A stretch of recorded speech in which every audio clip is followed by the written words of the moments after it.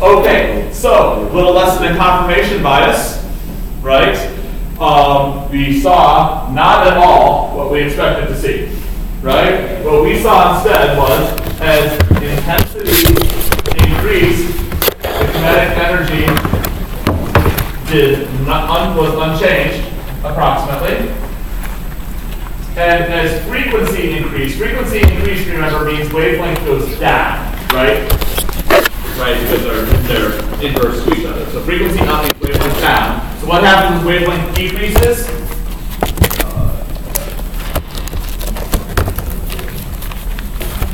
As frequency increases, which means wavelength decreases, what happens to the right? Lower wavelengths and higher time. Yes, okay. So K max went up. Okay, so we got exactly the opposite of what we expected to get. This happened in the late 19th century. The experiment was done by more than one person. The Hertz did it, like the Hertz, you know. We got the name Hertz after. Very, very important guy in electronics. And he found it. He's like, well, that's the opposite of what I expected. And he published this paper, and I was like, wow, that's the opposite of what we expected. And we were kind of stuck on that one. You see, it doesn't make any sense, okay? You can control for the brightness of the light. You could even measure, you guys didn't, but it is possible to measure how much energy is going in from the light. And it's the same amount of energy going in when you change the frequency. The total amount of energy going in is the same. But somehow, when it hits the metal, you're not getting this, you're getting, and so you're getting a certain amount of current out, but the amount of current you're getting out is, the energies are weirdly changing with frequency, right? Notice it's not talking about the overall current that's changing, it's talking about the maximum kinetic energy of these electrons, right? Remember, you measure stopping potential, it's the same, that's directly proportional to kinetic energy. Right? So you get this, and so it's this very strange result. Okay, so we will talk about this in more detail next time, but I gotta give you the basics so you can do your homework. And that is, the solution to this came by a non-experimental, but instead of theoretical paper in 1905 by Albert Einstein. That was 1905 was all about Albert Einstein.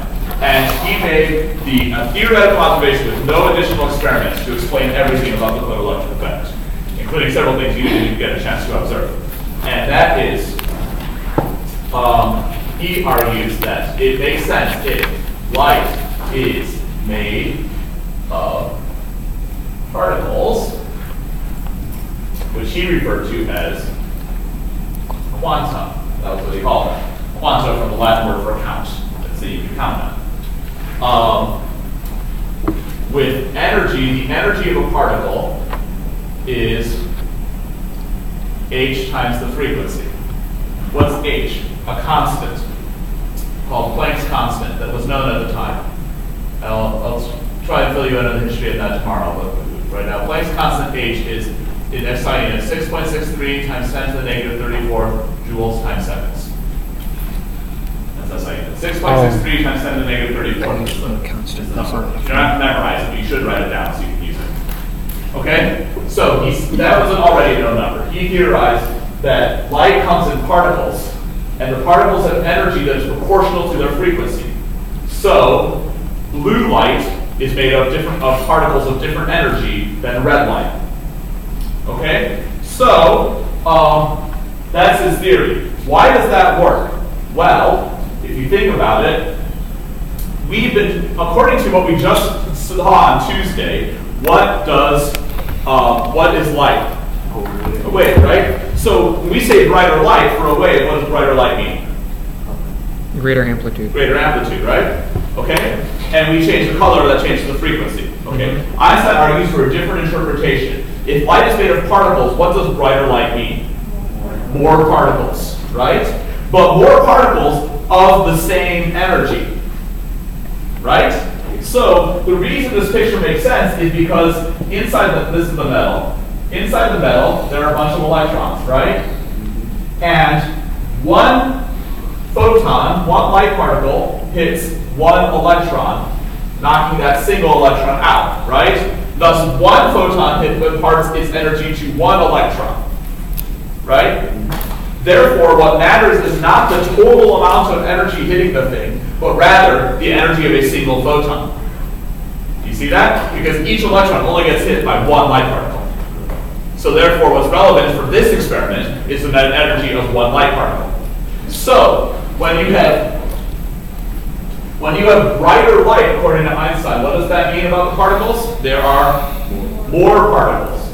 There are more particles, but the same energy per particle. Right? So you have brighter blue light, now it's a lot of blue particles. Okay? Then, with frequency, then what do you see with frequency when you change the frequency of light? You're changing the energy. If the brightness is the same, let's say the total brightness is the same, what does that mean? No. If the particles have, say the particles have more energy per particle, but you have the same total energy, that means there's fewer particles with higher energy to give you the same total brightness. Yes. But how does wavelength affect energy? What a great question. How does that have anything to do with it? Well, Einstein says like this. Oh. But you're like, why? Now that's a much tougher question to answer. But if you accept this, you accept it all works. Okay, one more thing you need, which is Einstein's equation. Einstein's equation, he says there is one more piece here, which is electrons do not just fall out of a piece of metal, right? The metal tries to hold it in with an electric field, right? Something equivalent to the ionization energy. You need a certain threshold energy to get an electron out of a metal, okay? That is referred to as the work function, and in the equation for it looks like this. Okay? Planck's constant times frequency minus phi, which is the work function. And the work function is the same for each metal. In other words, each metal has its own work function. It's a property of the metal. Okay? So, for your homework, you have a few questions on the lab. That's what I want you to work on. It asks you to calculate the values of the work function and the value of H experimentally. So obviously, there's an accepted value of H, but you can calculate experimentally from your data. Right? You have several data points, more than enough to do this. So you can go ahead and get a calculation of the work function. One note: these numbers tend to be really, really small if you're doing SI units. So we almost always work in EV, which you're familiar with now, right? The conversion factor is that 1 EV equals 1.6 times 10 to the negative 19 joules. You might notice that number has shown up before, right? The same as the charge of the electron in Coulombs. And that's why we picked this unit. But it turns out to be a very nice unit. If you use this conversion, you do it right, your answers for the work function should be in, without scientific notation. Okay, they should be like, 5 or 0.2 or in that ballpark. Okay, yeah, in EV. Oh, I don't know. Calculate it. I actually don't know, I can look it up. But I actually don't remember what metals are in these things. Right? But the point is, you can go calculate the work function. Right? You get it from your data, okay? So the stuff there is calculated from your data. All right? We'll talk about this more tomorrow. Please make sure you focus on that because I will quiz you on it. What? Not tomorrow. Oh! But I don't have enough life for this. I'll be recording. What is that?